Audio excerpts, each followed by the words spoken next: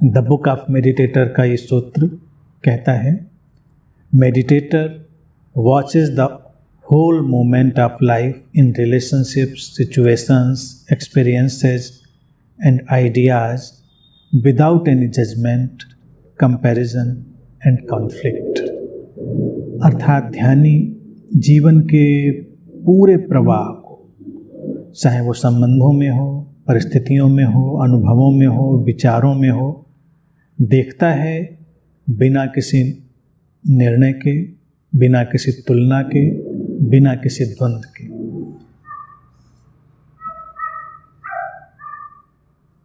बातें तो देखिए हमेशा मैं कहता हूँ छोटी ही होती हैं। बड़ी बातों की खोज में रहने में व्यक्ति पता नहीं कहाँ निकल जाता है, ऐसे भटकाव में कि जीवन उलझ के रह जाता है। इसीलिए तो धार्मिक लोगों के, आध्यात्मिक लोगों के जीवन को देखिए, उनको एक खास पॉकेट चाहिए जिसको वो ध्यान की जगह कहते हैं, आश्रम कहते हैं, व्यवस्था कहते हैं, जहाँ पर वो ध्यानी होते हैं। बाकी जीवन में सब उथल पुथल, बेचैनी। क्यों? क्योंकि छोटी छोटी बातों को नहीं समझना है। बुक ऑफ मेडिटेटर हमारे लिए वही रास्ता सामने रखती है जो दिन प्रतिदिन के जीवन में हमको जीना है, कोई अलग से नहीं, उसको हर क्षण में हमें शामिल करना है। तो सूत्र कहता है कि जीवन के पूरे प्रवाह को एक साथ देखना, चाहे वो संबंधों में हो, परिस्थितियों में हो, विचारों में हो, व्यवहार में, कोई भी। अर्थात कहने का तात्पर्य है कोई भी घटनाक्रम हो, उसको हमें देखना है बिना किसी जजमेंटल एटीट्यूड के, कोई निर्णयात्मकता कि ये अच्छा है, ये बुरा है, ऐसा होना चाहिए, ऐसा नहीं होना चाहिए। निरंतर इसमें पड़े रहने की ज़रूरत क्या है? और ना कोई तुलना कि ऐसा यहाँ पर ठीक था, वैसा वहाँ पर ठीक था, या दो परिस्थितियों की तुलना करें, दो लोगों की तुलना करें। द्वंद्व बेकार कहलाएं, कॉन्फ्लिक्ट। कॉन्फ्लिक्ट क्यों आएगा? क्योंकि हम जब स्वीकार नहीं कर पाएंगे तो द्वंद्व आएगा। अब मान लो तुम्हारे जीवन में कोई भी संबंध है, उसको तुम्हें कैसे देखना है? पूरी समग्रता में देखना है, पूरी टोटलिटी में। तुम जजमेंटल नहीं होते हो, क्योंकि संबंध इस क्षण वैसा ही है जैसा हो सकता है, और इस क्षण की समग्रता में जीने के बाद ही वो रूपांतरित भी हो जाएगा। ऐसा नहीं है कि अगर हम उसको ऐसा ही देखते हैं इस क्षण तो वैसा का वैसा बना रहेगा, स्टैग्नेंट नहीं है। ये पूरा इवोल्यूशन है, पूरा प्रवाह है। उस प्रवाह को जब हम देखते हैं, यानी कि जीवन के जीवंत विकास को, तो कोई समस्या नहीं। समस्या कब आती है? समस्या आती है कि हम हर परिस्थिति को ऐसे देखते हैं जैसे वो स्थायी है।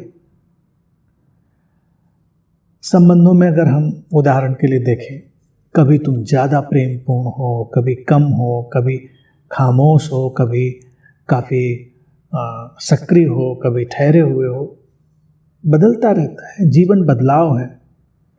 तो हम हर बात पर कोई जजमेंट निकालने लगे कि देखो कल तो हम ऐसे थे और आज हम ऐसे हैं, या कल वो ऐसा था, वो आज वैसा है। या हम तुलना करें दो संबंधों की।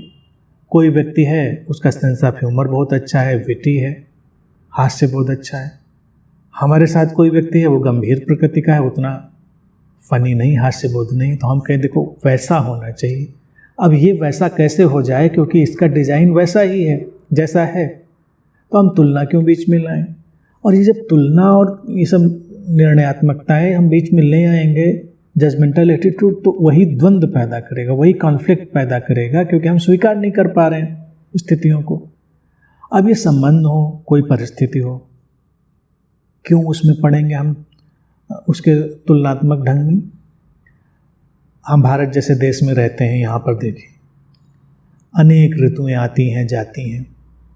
हर ऋतु, हर मौसम कभी कैसा होता है।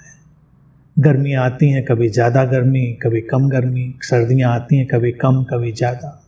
बारिश कभी ज़्यादा होती, कभी कम होती, कभी नहीं होती। तो अगर हम जब जैसा है उसको वैसा ही देखकर चलेंगे तो कोई उलझन नहीं है, कोई परेशानी नहीं है, क्योंकि आगे की परिस्थिति बदल जाएगी।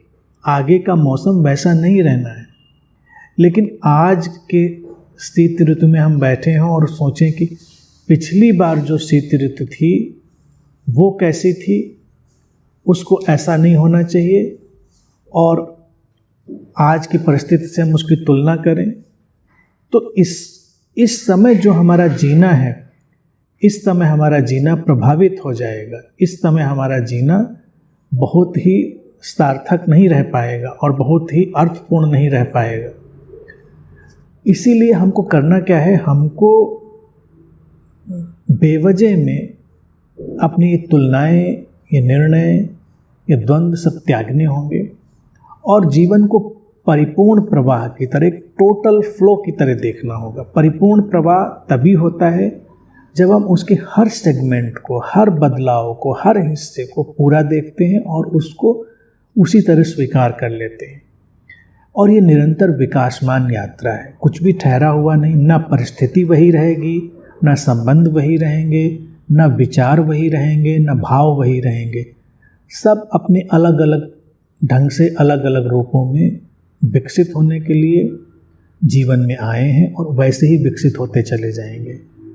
तो अब अगर हम उसको एक टोटल फ्लो की तरह देखेंगे तो वो जो हमारी शक्ति, हमारे प्राण, हमारी ऊर्जा शामिल होगी किसी संबंध, परिस्थिति या विचार में, वही उनको एक नया जीवन देके और आगे के यात्रा में ले जाने में सहायक होंगे। और जब अगला क्षण होगा तो वो एक नया रूप होगा, नया क्षण होगा, उसको वैसे देखना पड़ेगा। इस तरह से जीने पर कोई द्वंद्व नहीं, कोई कॉन्फ्लिक्ट नहीं है। और अगर जीवन में ये स्थिति आ जाए कि हम एक कॉन्फ्लिक्टलेस, द्वंद्व रहित दिन प्रतिदिन का जीवन जीने लग जाएं, तो वही अध्यात्म है। फिर उसके लिए किसी अलग जीवन शैली की ज़रूरत नहीं, किसी अलग क्रियाकलाप की, किसी अलग धार्मिक स्थल की, किसी अलग किताब की ज़रूरत नहीं। वो हमारे पूरे जीवन में रच बस चुका होता है। इतनी छोटी सी बात जीवन को आमूलचूल बदल देती है।